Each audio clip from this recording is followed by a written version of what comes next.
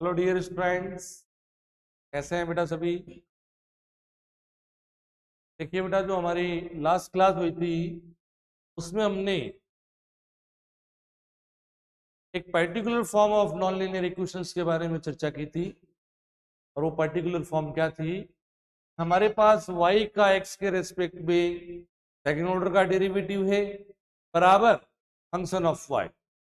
ऐसी कंडीशन में हम क्या कर रहे थे, इस given non linear differential equation को हम twice of dy by dx से दोनों तरफ मल्टीप्लाई कर रहे थे और देन अपन उसका जनरल सॉल्यूशन फाइंड आउट कर रहे थे।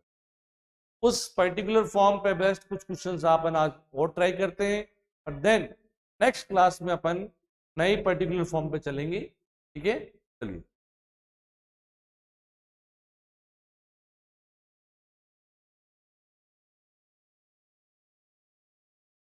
देखिए, एक्सरसाइज नंबर अपनी 5.2 है बेटा। एक्सरसाइज 5.2 कर रहे हैं अपन। क्वेश्चन नंबर फर्स्ट और थर्ड कर लिया था आपने शायद। क्वेश्चन नंबर फर्स्ट और थर्ड हमने कर लिया था। एक मिनट चालू रखेंगे बेटा। ठीक है, question number second. Question number second है डी स्क्वायर वाई और d x square plus a square upon y square is equal to 0। ये हमें कोई डिफरेंशियल इक्वेशन है, गिवन है और हम इस डिफरेंशियल इक्वेशन का सॉल्यूशन फाइंड आउट करना चाहते हैं। तो सबसे पहले देखो, इसको किस फॉर्म में लिख रहे हैं हम। Solution d2y upon dx square equals to minus of a square upon y square, that is the function of y। Question number एक, हमारी जो पर्टिकुलर फॉर्म है उसमें ये गिवन है। हमारा नेक्स्ट स्टेप क्या होगा भाई, इस इक्वेशन को हम twice of dy by dx से मल्टीप्लाई करेंगे और फिर इसको सॉल्व करेंगे। देखिए बेटा, ऑन मल्टीप्लाइंग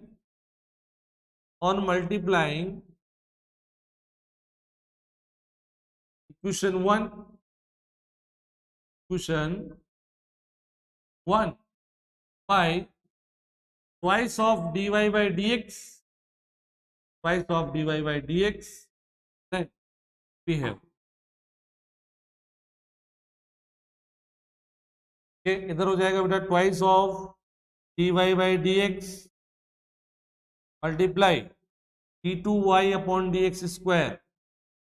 इधर क्या हो जाएगा बेटा, इधर हो जाएगा minus of a square upon y square और dy बाई dx का ट्वाइस होगा तो यहाँ पर 2 आ जाएगा बेटा। ठीक है, क्या करेंगे, इसको मैंने लिख दिया, it is the derivative of with respect to x dy by dx का होल स्क्वायर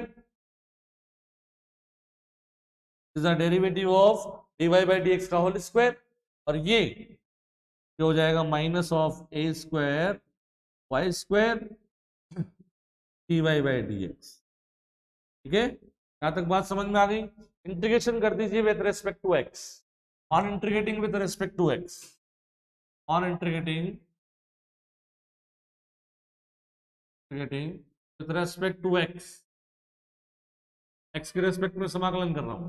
ये तो हो जाएगा बेटा dy बाई dx का स्क्वायर, dy बाई dx का स्क्वायर और इस तरफ हो जाएगा बेटा हमारे पास क्या होगा, देखिए integration of minus of 2a square बाहर ले लें बेटा, integration 1 upon y square dy by dx multiply dx और प्लस कांस्टेंट c1 मान लेते हैं। ठीक है बेटा, चलिए देखिए हमारे पास dy बाई dx का स्क्वायर, dy बाई dx का square 1 upon y square, 1 upon y square, देखो ये तो कैंसिल हो जाएगा, dy के रेस्पेक्ट में y के रेस्पेक्ट में इंटीग्रेशन होगा, d 1 upon y square dy क्या हो जाएगा बेटा, माइनस का 1 upon y that is 2a square upon y plus c1। यहां तक बात समझ में आई बेटा अच्छे से।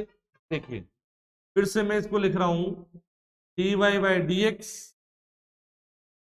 का whole square equals to 2a square plus c1y upon y। ठीक है, 2a स्क्वायर भी अगर मैं कॉमन ले लूं बेटा क्या आ जाएगा यहां से, देखिए d y by d x का whole square is equal to a square common, ये हो जाएगा 1 plus C1 upon 2a square of y upon y को मैं यहां लिख दूं बेटा, y को मैं यहां लिख दूं, और इस C1 अपॉन 2a स्क्वायर को मैंने नया कांस्टेंट मान दिया C1 डैश। मेरे पास dy बाई डी एक्स क्या आ गया बेटा, dy बाई डी एक्स का होल स्क्वायर आ गया मेरे पास 2a square 1 plus C1 dash of y upon y। Okay, taking C1 dash is equal to C1 upon 2a square, क्योंकि हमें इसका इंटीग्रेशन करना है।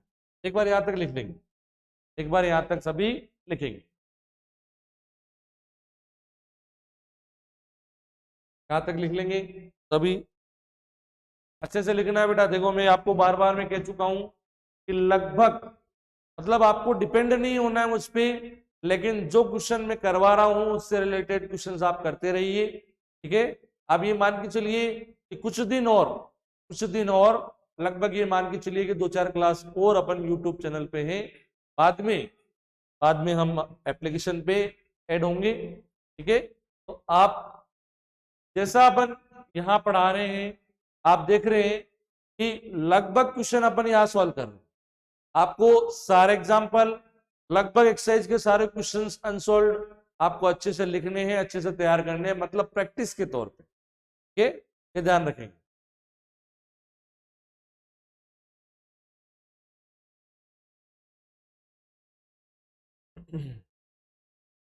और हो सकता है कि एक दो क्लास जो अभी प्रीमियर के थ्रू आपके पास अवेलेबल है, के बाद हो सकता है कि दूसरा पेपर जब से चालू होगा तब से आपकी दोनों क्लासेस लाइव मिले आप, ठीक है। हो सकता है कि 1-2 क्लास के बाद आपको लाइव क्लासेस मिले दोनों पेपर की एक साथ, तो टाइम शेड्यूल जो भी फिक्स होगा, ठीक है, उसके अनुसार आपको बता दिया जाएगा। 2-2.5 घंटे की लगभग कंटिन्यू क्लास चलेगी, लाइव क्लास, ठीक है।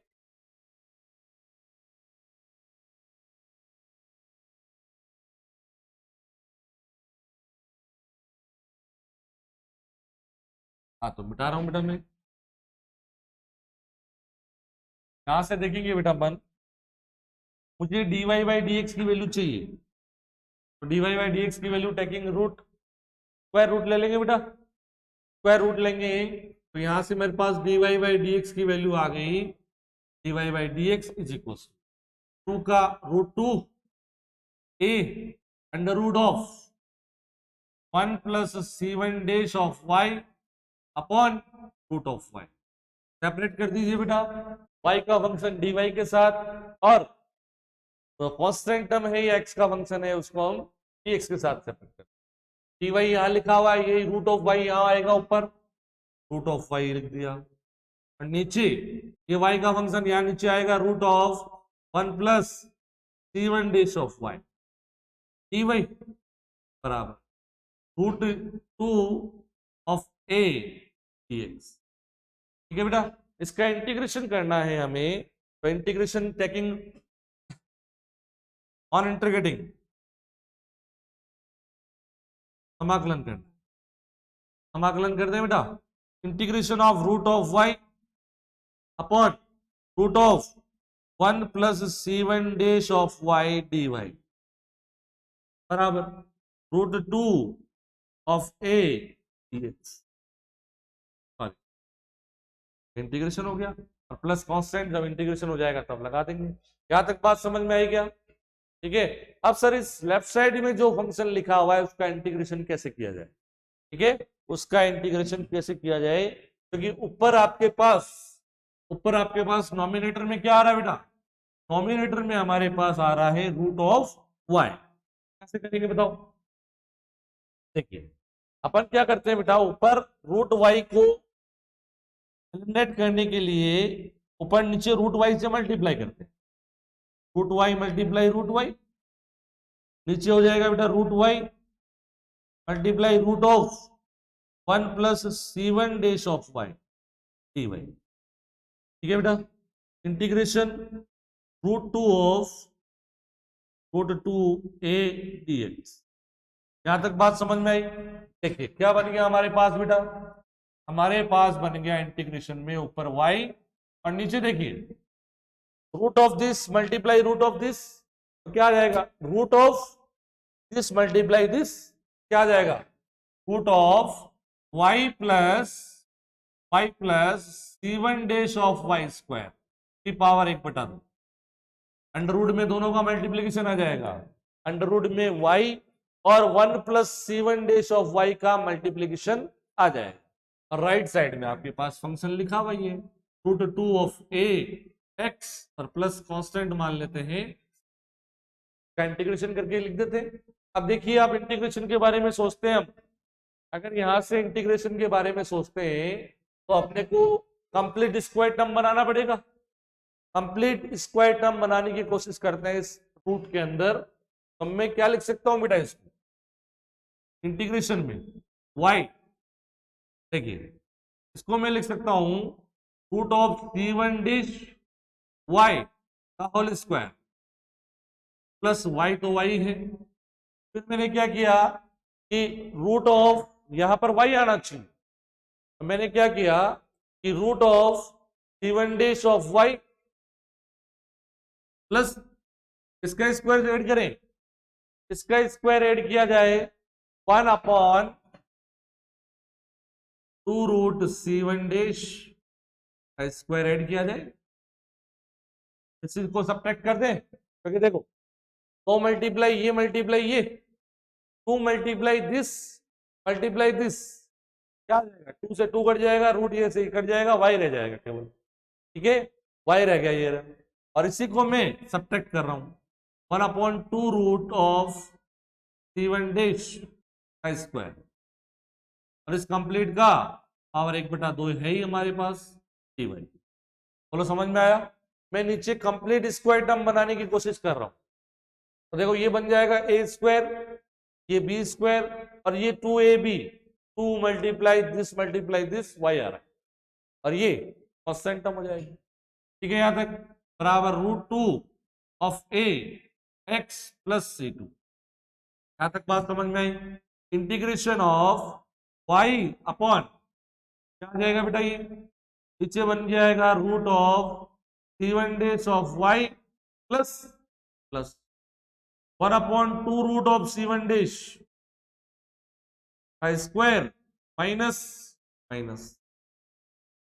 हमारे पास बन गया ये 1/2 रूट ऑफ c1 डैश का स्क्वायर पावर हाफ dy बराबर रूट ऑफ 2 ax और प्लस c2। यहां तक बात समझ में आ गई क्या अच्छे से? यहां तक अगर अच्छे से बात समझ में आ गई तो अपन इसको आगे कंसिडर करते हैं। यहां तक अच्छे से समझ में आ गई? चलो इसको एक वेरिएबल की फॉर्म में मान लेते हैं, हम इसको अपन एक वेरिएबल की फॉर्म में मान लेते हैं कि इसको t मान लिया, यहीं से dt आ जाएगा, root of c1 dash of y, इसको मैंने क्या मान लिया, t मान लिया, तो ये t स्क्वायर बन जाएगा और ये कांस्टेंट का स्क्वायर बन जाएगा। देखिए let root of c1 dash of y plus 1/2 root of c1 dash, इसको मैंने t मान दिया बेटा, क्या आ गया मेरे पास, root of c1 dash of dy बराबर dt, और dy बराबर आ गया सर, dy बराबर आ जाएगा dt अपॉन रूट ऑफ, यहां तक बात समझ में आ गई? इसको मैं नया कांस्टेंट मान दूंगा, एक बार यहां तक लिख लेंगे, एक बार यहां तक अच्छे से लिख लो फटाफट।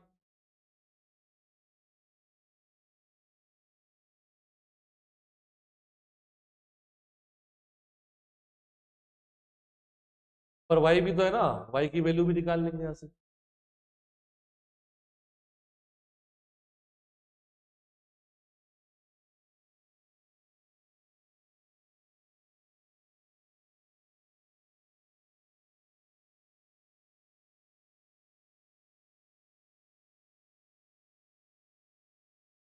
यहां तक सभी लिख लेंगे फटाफट से, बहुत आसान है, कुछ भी नहीं है, बस थोड़ा सा हमें सोच विचारते हुए इंटीग्रेशन को सॉल्व करना, और कुछ नहीं है, बहुत आसान इंटीग्रेशन है। थोड़ा सा हमें क्या बनाना है, कैसे सॉल्व करें, क्योंकि आप अंडररूट के अंदर देखते हैं कि कंप्लीट स्क्वायर टर्म बनाएंगे तो अंडररूट में हमारे पास वेरिएबल माइनस कांस्टेंट का स्क्वायर, ऐसे कुछ बहुत सारे फॉर्मूलाज हमारे पास अवेलेबल है। यहां तक कंप्लीट लिख लेंगे सभी अच्छे से, और इसके बाद इस एक्सरसाइज का चौथा क्वेश्चन करवाएंगे। इस एक्सरसाइज में 4 ही क्वेश्चन है अनसॉल्व्ड में, चारों क्वेश्चन अपन यहाँ पर डिस्कस कर लेंगे। देन नेक्स्ट टाइम जब हमारी क्लास होगी उसमें अपन नया पर्टिकुलर फॉर्म के बारे में बात करेंगे, इससे इंडिपेंडेंट हमारी फॉर्म है, अपन आगे बात में करेंगे। यहां तक लिख लिया होगा?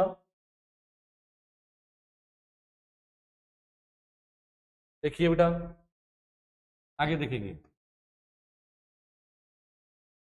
अब मेरे पास देखो dy की वैल्यू आ गई ऊपर के लिए,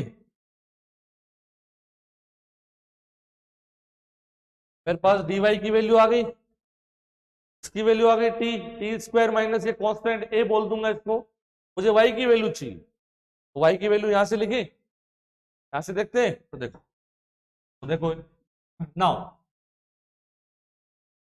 root of c1 dash of y बराबर t माइनस का 1/2 रूट c1 डैश, तो मैं a मान देता हूं, तो y बराबर आ गया बेटा t माइनस का a upon root of c1 dash. एक क्वेश्चन नंबर अपन इसको इक्वेशन डाल देते हैं बेटा 2, तो इक्वेशन 2 डाल दो, तो इक्वेशन नंबर 3 डाल। फिर हमने क्या कंसीडर किया बेटा 1/2 रूट ऑफ c1 डैश, तो मैंने a मान दिया। ठीक है बेटा, देखो हमारे पास from 2 and 3, therefore from 2 integration लिख रहा हूं, देखना y की वैल्यू ये रही t माइनस का a upon upon root of c1 dash multiply dy की वैल्यू है dt upon root of c1 dash, तो dt upon root of c1 dash upon upon root of t square minus, इसको मैंने a मान दिया बेटा, ये रहा a square, t square minus a square. देखो 1/√c1 डैश 1/√c1 डैश क्या हो जाएगा, c1 हो जाएगा, और बराबर राइट साइड में ये है √2 और प्लस c2, क्या आ जाएगा बेटा यहां से 1/c1 dash integration t minus का a upon under root t square minus a square और dt बराबर √2 प्लस c2। यहां तक बात समझ में आ गई? दोनों इंटीग्रेशन को अलग अलग लिखो। देखिए बहुत आसान है, तो इंटीग्रेशन सेपरेट दिख रहा है हमें आसानी से।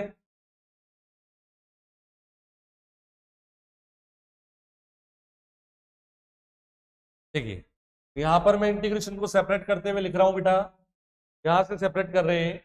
लेफ्ट हैंड साइड में देखो 1/c1 डैश को तो मैंने बिल्कुल अलग लिख दिया, यहां पर दो इंटीग्रेशन में ब्रेक कर रहा हूं, t upon under root t square minus a square minus a upon under root t square minus a square of ये dt। ठीक है बेटा, इनको दोनों को इंटीग्रेशन को अलग अलग लिख दो, ऐसा करो आप, t माइनस ये वाला अलग हो जाएगा dt minus integration a upon under root t square minus a square of dt, ये इंटीग्रेशन अलग हो जाएगा, बराबर √2 प्लस c2, ये वाला अलग हो। बात समझ में आई?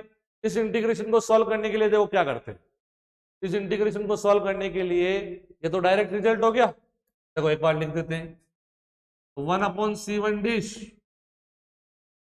को ऐसे कैसे रहने दो, अभी इसको सॉल्व करेंगे, root of t square minus a square of dt, और ये डायरेक्ट फॉर्मूला है लॉग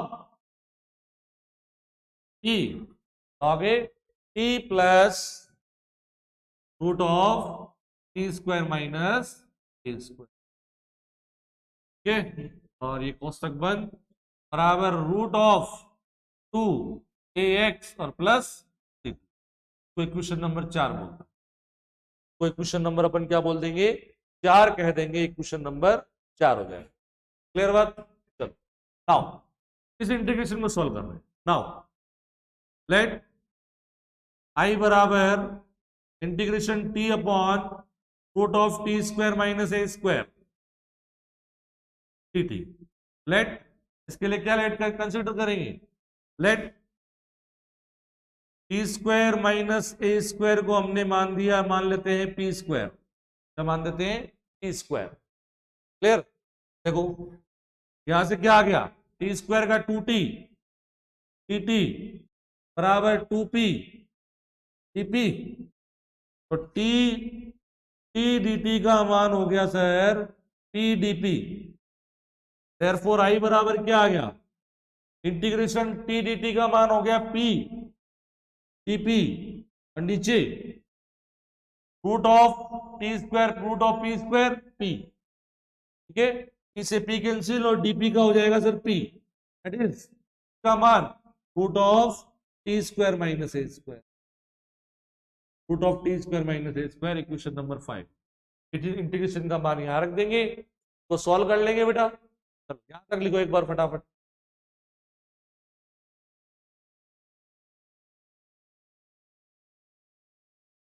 हो गया अपना काम, ज्यादा कुछ नहीं करना है, ज्यादा कुछ सिंप्लीफाई करने की जरूरत नहीं है।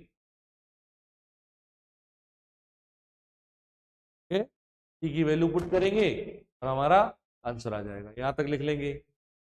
सारे इंटीग्रेशन सॉल्व कर दिए हमने, टी का मान पुट कर देंगे अभी। टी का मान हमने क्या माना था बेटा, टी किसको माना था हमने, टी माना था हमने root of c1 dash y plus एक को हमने टी माना, वो पुट करेंगे अभी।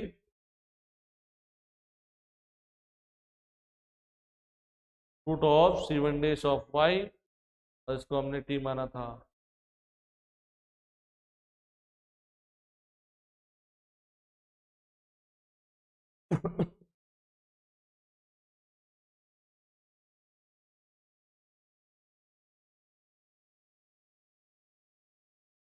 यहाँ पर 3 ऑर्बिटरी कांस्टेंट दिख रहे हैं, एक को हटा देंगे, एक की वैल्यू पुट कर देंगे वापस। यहां तक लिख लेंगे फटाफट फटाफट।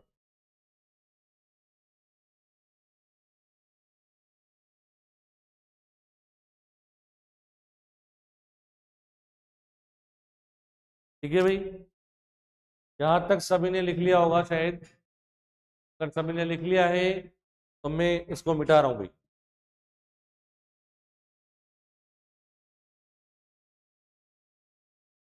देखिए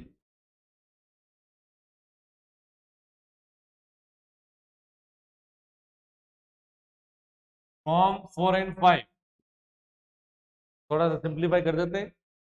therefore from 4 and 5, from 4 and 5 क्या हो जाएगा बेटा, ये लेफ्ट हैंड साइड तो हो जाएगा 1 upon c1 dish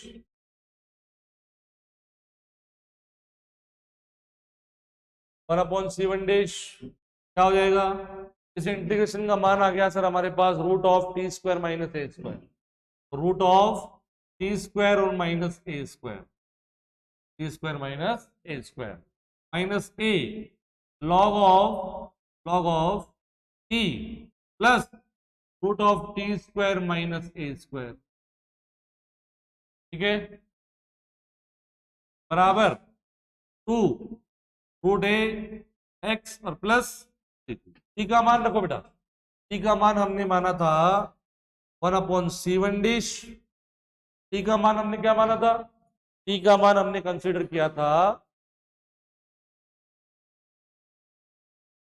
root of T हमारे पास था बेटा root of c1 dash y plus a तो हमने टी माना था सही। ठीक है, तो t square minus a square, t square मतलब इसका square root of c1 dash of y plus a का whole square minus a square. ठीक है, माइनस ए लॉग, देखिए इसको मिटा रहा हूं मैं,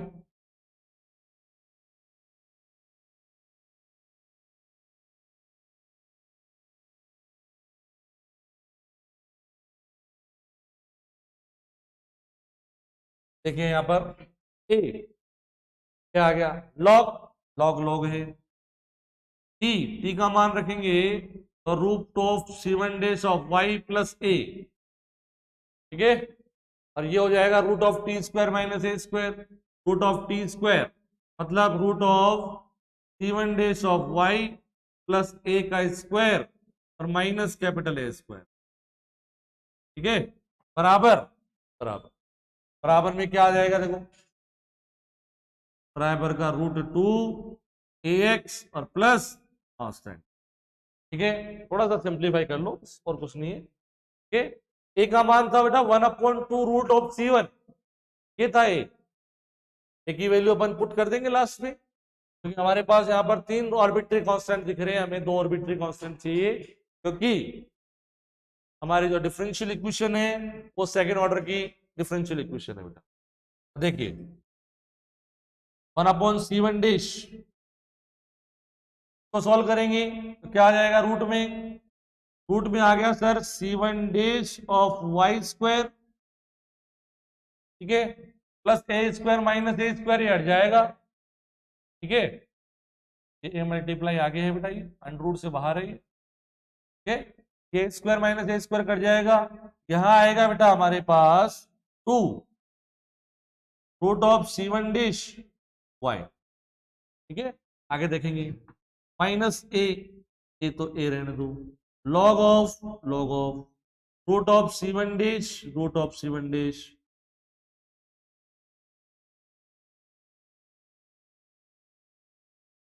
और प्लस क्या आ जाएगा, root of C1 dash y square plus a square में से square cancel, twice of root of C1 dash y a, ये कोष्टक बंद, बराबर रूट 2 ए एक्स प्लस, यहां तक बात समझ में आई बेटा सबको।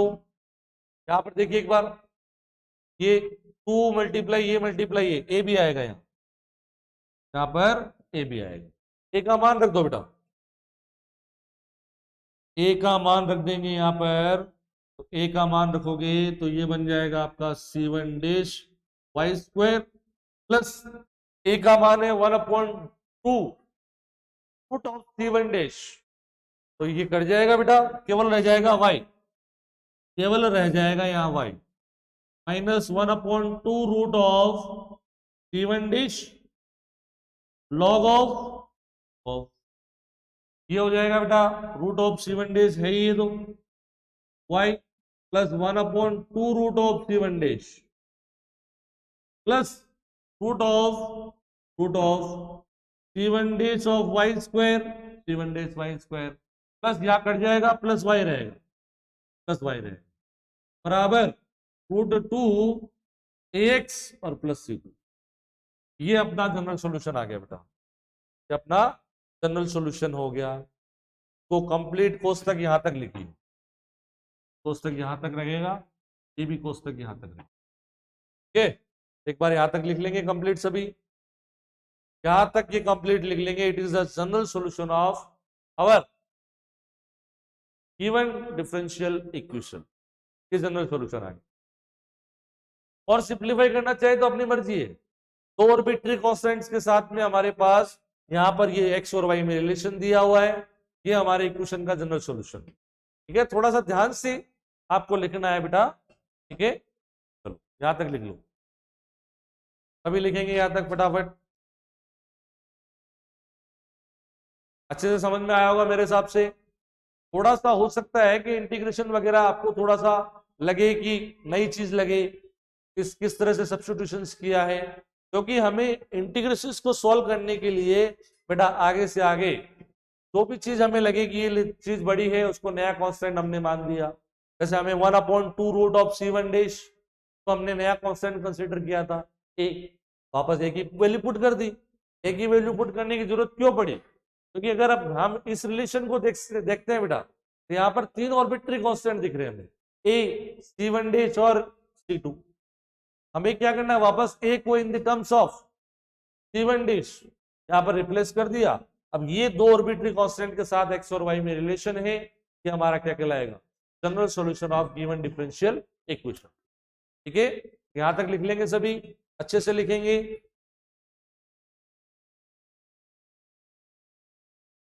फिर next question, question number 4, question number 4 यहां पर डिस्कस करते हैं हम।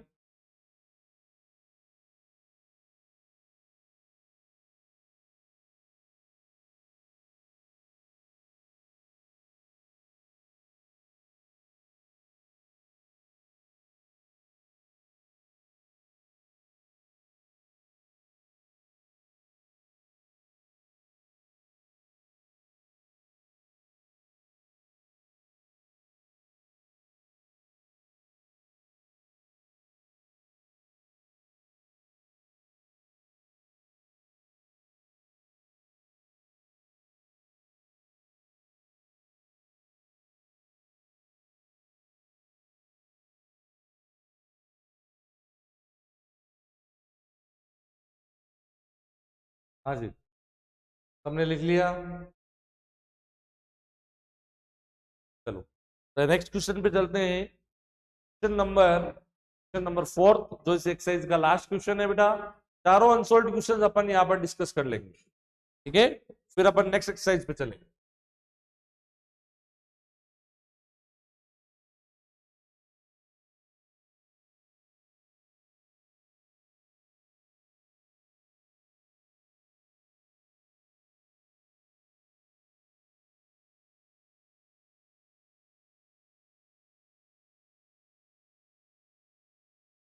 क्वेश्चन नंबर 4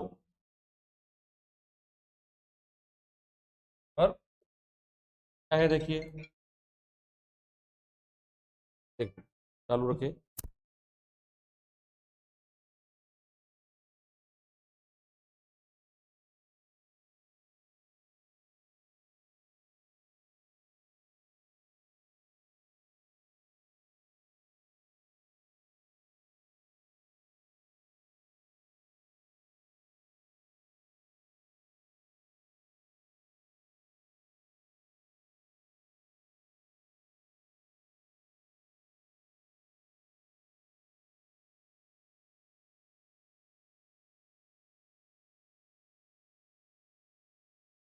हाँ जी बेटा, देखिए क्वेश्चन नंबर 4 अपन डिस्कस कर रहे हैं। क्वेश्चन नंबर 4 का क्या स्टेटमेंट है देखिए। एक्सरसाइज नंबर 5.3 क्वेश्चन नंबर 4 क्या कह रहा है, क्वेश्चन लिख रहा हूं मैं यहां पर। Determine determine determine the curve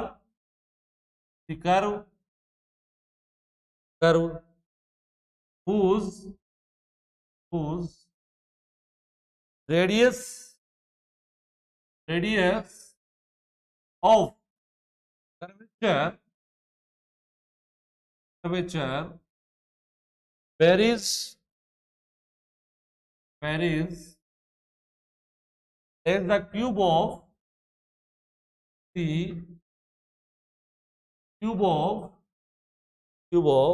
length of normal, the length of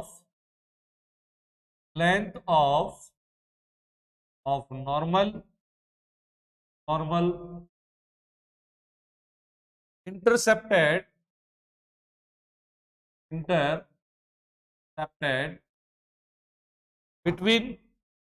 between the curve and x-axis, okay. क्या कह रहा है देखो, मेरी बात समझेंगे। डिटरमाइन द कर्व, आपको कर्व की इक्वेशन फाइंड आउट करनी है। whose रेडियस ऑफ कर्वेचर, इसका रेडियस ऑफ वक्रता त्रिज्या जिसको आप बोलते हैं, radius of curvature varies as the cube of length of normal intercepted between the curve and x axis.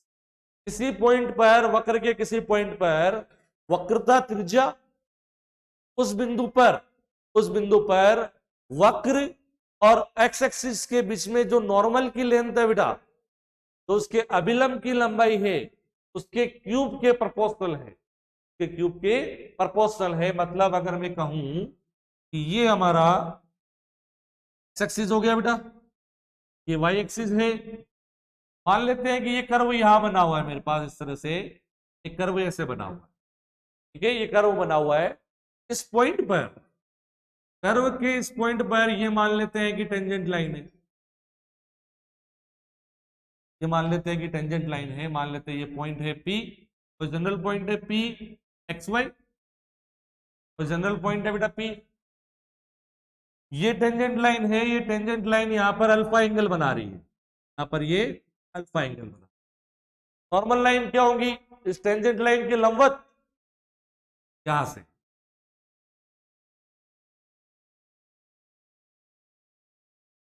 समझ में आ रही मेरी बात? ये मान लेते हैं P, ये T पॉइंट दे देते हैं, और ये मान लेते हैं P N पॉइंट हो गया, ठीक है, ये P N पॉइंट हो गया आपके पास। तो जो Pn है आपके पास, Pn, ये क्या है, लेंथ ऑफ नॉर्मल, Pt क्या है, लेंथ ऑफ टेंजेंट। अगर मैं यहां से बेटा यहां पे परपेंडिकुलर डाल दूं तो ये डिस्टेंस कितना होगा बेटा, ये मान लेते हैं m है, ये डिस्टेंस कितना होगा y, ये डिस्टेंस कितना होगा y। देखिए बेटा ये 90 डिग्री का एंगल है, ये 90 डिग्री का एंगल है, ठीक है, ये अल्फा है, तो ये कितना हो गया, ये एंगल कितना हो गया बेटा, ये एंगल हो गया सर हमारा 90 माइनस अल्फा, 90 माइनस अल्फा। क्योंकि आप देख रहे हैं कि टेंजेंट लाइन और नॉर्मल लाइन के बीच में एंगल कितना है, 90 डिग्री। टेंजेंट और नॉर्मल दोनों 90 डिग्री एंगल पर है, तो ये एंगल कितना हो गया, अल्फा, क्योंकि ये 90 माइनस अल्फा है, वो एंगल कितना हो गया, अल्फा हो गया, ठीक है बेटा। चलिए तो हम क्या कह रहे हैं, जो Pn है, ये Pn, ये क्या है, लेंथ ऑफ नॉर्मल है, लेंथ ऑफ नॉर्मल है, कि जो टेंजेंट लाइन है इस पॉइंट पर, ये यहां पर अल्फा एंगल बना रही है, तो हम कह सकते हैं कि इसका स्लोप tan अल्फा बराबर क्या होगा, dy by d x. Slope tan alpha बराबर क्या होगा, dy बाई डी एक्स। यहां तक बात समझ में आई क्या, ठीक है। तो यहां पर मैं ट्रायंगल की बात कर रहा हूं, राइट ट्रायंगल, कौन सा, पी एम एन, कौन सा वाला, पी एम एन, दिख रहा है सबको अच्छे से? तो देखो इन राइट ट्रायंगल, सॉल्यूशन लिख रहा हूं मैं, इन राइट ट्रायंगल,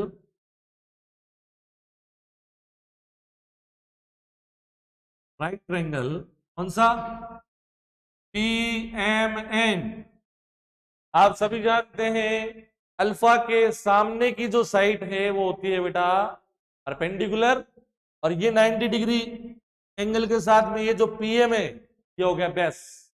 हमें बेस गिवन है, हमें चाहिए हाइपोटेनियस, तो बेस और हाइपोटेनियस में क्या रिलेशन होता है, base upon hypotenuse, PM upon PN, ये होता है बेटा कोस अल्फा, क्या होता है, कोस अल्फा। तो यहां से मेरे पास आ गया Pn की वैल्यू चाहिए मुझे, length of normal Pn is equals to Pm upon cos alpha, Pm upon cos alpha.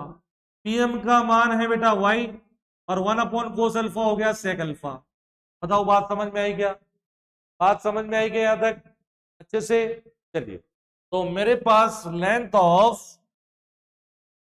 Pn की वैल्यू आ गई sir y sec alpha, y sec alpha. Sec alpha को मैं ये लिख सकता हूं root of 1 plus tan square alpha, क्योंकि 1 plus tan square alpha sec square alpha, और उसका रूट टेन अल्फा का मान मैं ये रख सकता हूं, क्योंकि अल्फा क्या है, ये angle max by the tangent line with x axis, x axis के साथ स्पर्श रेखा द्वारा बनाया गया कोण है, तो इसका स्लोप क्या हो जाएगा, टेन अल्फा बराबर d y by d x. तो टेन अल्फा की वैल्यू मैं रख देता हूं यहां पर d y by d x, तो y multiply 1 plus tan alpha का मान हो गया d y by d x का स्क्वायर की पावर 1/2। यहां तक समझ में आया क्या, क्वेश्चन नंबर 1। अब क्वेश्चन क्या कह रहा है हमें, according to question, according to question, question क्या कह रहा है कि इस पॉइंट पर जो रेडियस ऑफ कर्वेचर है, radius of curvature, radius of curvature of curvature is curvature, that is rho, is proportional to rho. Radius of curvature को अपन रो से तो डिनोट करते हैं, इसके प्रोपोर्शनल है बेटा normal, normal length of normal के क्यूब के प्रोपोर्शनल, ठीक है। Radius of curvature is proportional to, देखो वेरीज है मतलब प्रोपोर्शनल उसके अनुसार चल रही है, उसके प्रोपोर्शनल है cube of the length of normal. Length of normal हमारे पास क्या है pn, उस pn के क्यूब। समझ में आएगी अच्छे से, यहां तक अच्छे से बात समझ में आ गई तो ये डायग्राम बना लो अच्छे से और इसको लिख लीजिए जो जहां तक मैंने लिखवाया है, ठीक है। उसके आगे फिर देखते हैं, यहां तक आप लोग देखेंगे।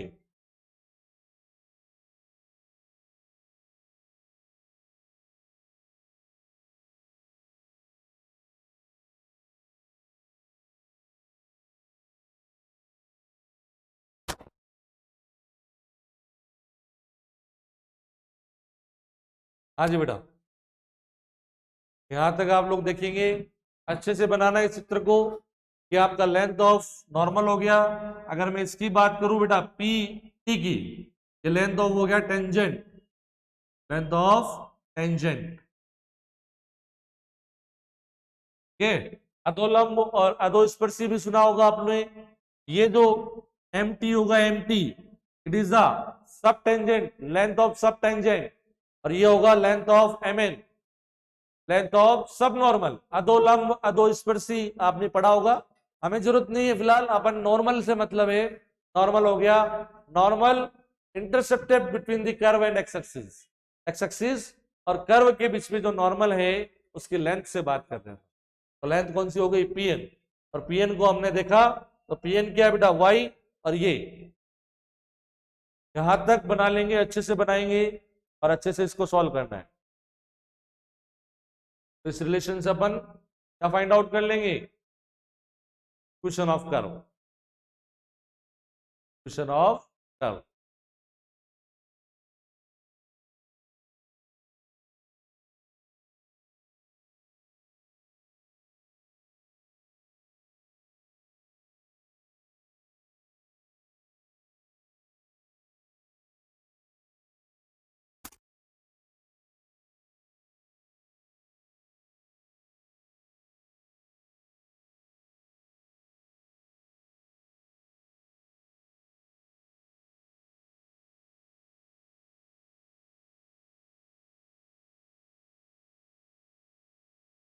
क्लियर सबने, देखो उसकी जरूरत नहीं है हमें, सबने बना लिया होगा शायद, मैं मिटा रहा हूं।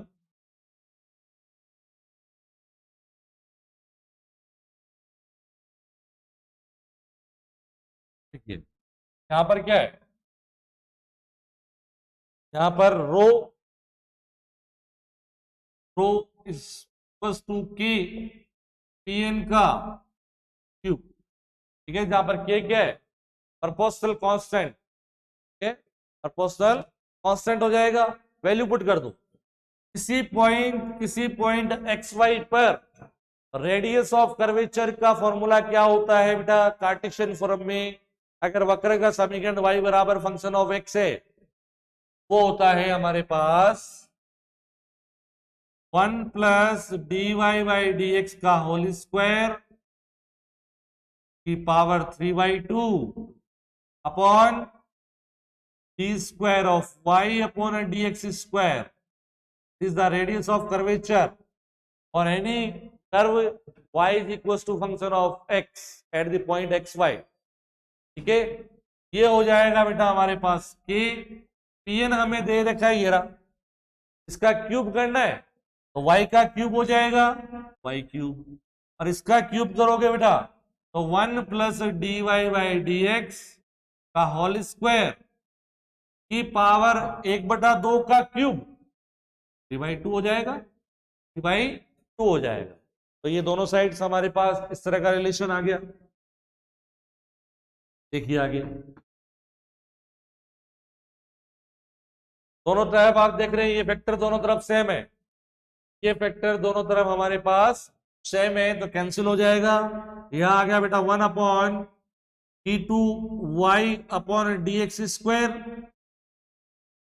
बराबर k/y³ दोनों तरफ रेसिप्रोकल कर देंगे बेटा हम, तो इसका रेसिप्रोकल आएगा d²y/dx², और इसका रेसिप्रोकल आएगा हमारे पास 1/k/y³, 1/k/y³।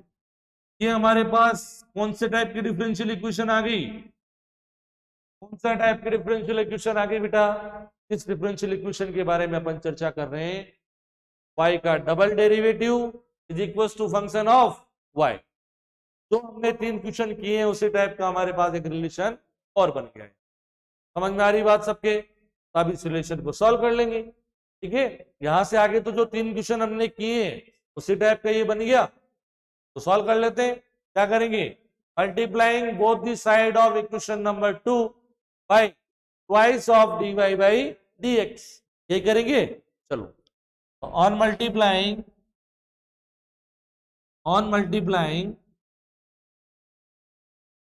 both the sides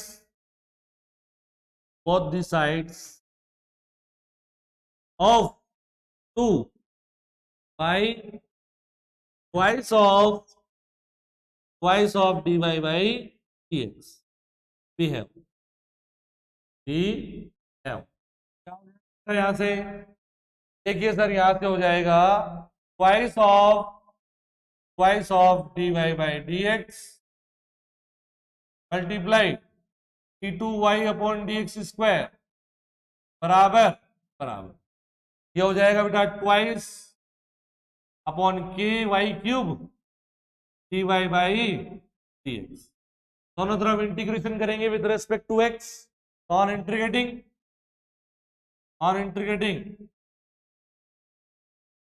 ये तो बन जाएगा बेटा dy बाई dx का होल स्क्वायर, करते आ रहे अपन, ये बन जाएगा 2/k बाहर, इंटीग्रेशन 1/y³ dy और प्लस कांस्टेंट c1 मान लेते हैं। ठीक है बेटा, चलो ये बन गया dy बाई dx का होल स्क्वायर बराबर 2/k और 1/y³ का क्या होगा, y की पावर -3+1 अपॉन -3+1 और प्लस c1।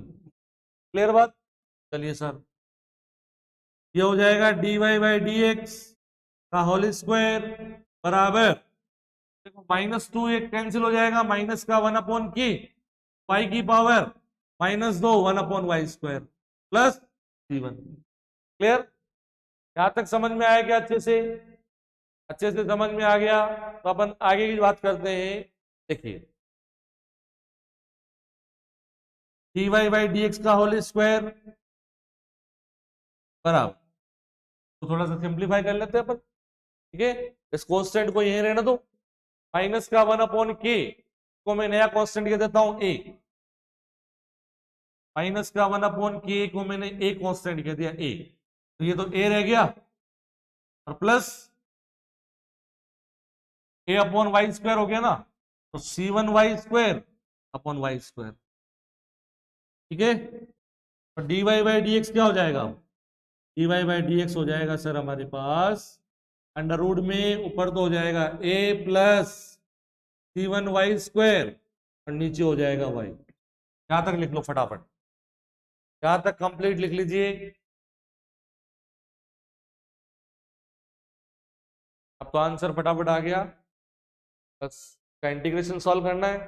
सेपरेट कर देंगे, ये पूरा y का फंक्शन है बेटा, ये पूरा y का फंक्शन है, इसको dy के साथ सेपरेट कर देंगे और dx को हम इस तरफ ले जाकर के दोनों तरफ इंटीग्रेट कर देंगे, और y और x में जो रिलेशन आएगा बेटा वो हमारी कर्व की इक्वेशन आएगी।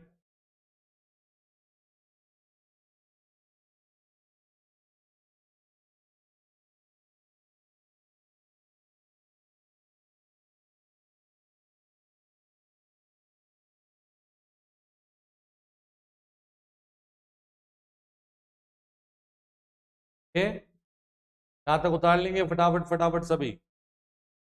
बहुत आसान क्वेश्चन है, बस थोड़ा सा क्या है, थ्योरी के रूप में आपको दे दिया तो आपको सबसे पहले क्या करना पड़ा।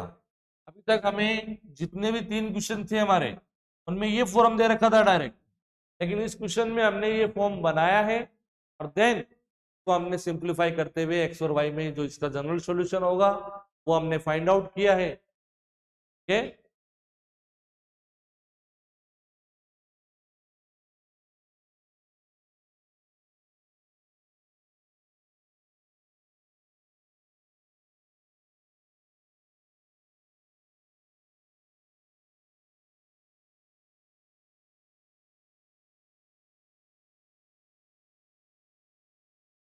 हाँ जी देखिए बेटा, तो मैं यहां से लेफ्ट हैंड साइड से मिटा रहा हूं।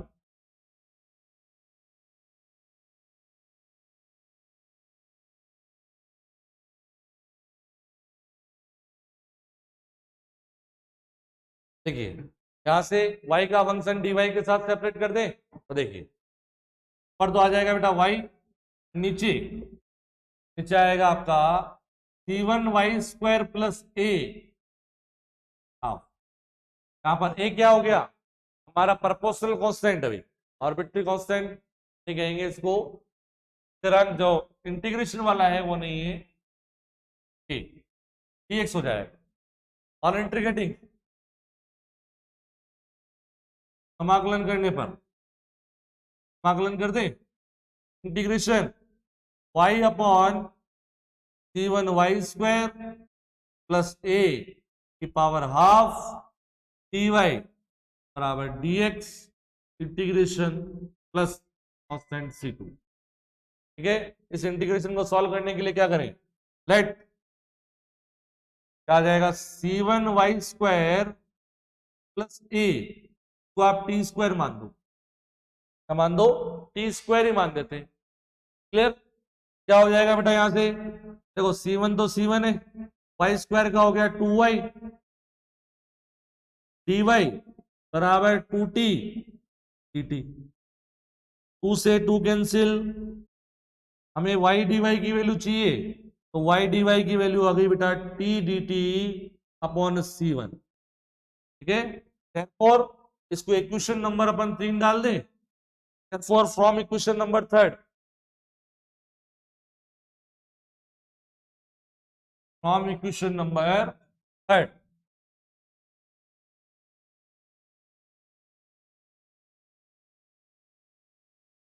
फ्रॉम इक्वेशन 3, therefore फ्रॉम 3 क्या हो जाएगा बेटा इंटीग्रेशन, ये क्या हो जाएगा, ऊपर y dy की वैल्यू आ गई t dt अपॉन c1, तो t dt अपॉन c1 मैंने बाहर लिख दिया 1 upon c1 upon root of under root में t² मतलब t बराबर इंटीग्रेशन ये x हो गया प्लस c2। देखिए बेटा ये हो गया 1 अपॉन c1 t, t से t कट गया, dt का t हो गया x प्लस c2। ठीक है, t का मान रखो, t का मान हो गया under root of c1y² plus a, 1 upon c1 root of c1y² plus a बराबर x plus c2 plus c2, c1 से मल्टीप्लाई कर दो, root of c1y² plus a बराबर c1x और प्लस c1 c2। ठीक है, दोनों तरफ स्क्वायर कर दो, क्या आ जाएगा इधर c1y² प्लस a बराबर क्या हो जाएगा c1x और प्लस c2 डैश का स्क्वायर, और मैंने क्या कह दिया c1 मल्टीप्लाई c2 को मैंने c2 डैश कह दिया, which is required curve, is required curve मतलब which is required general solution of equation number 2 and which is required curve whose radius of curvature is proportional to the cube of length of normal intercepted between the curve and x-axis।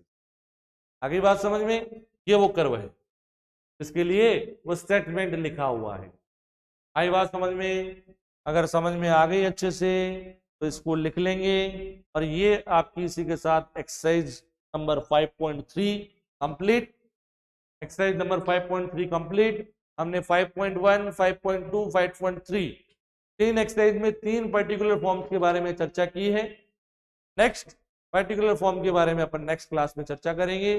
ये complete आप लिख लेंगे। ठीक है भाई, धन्यवाद।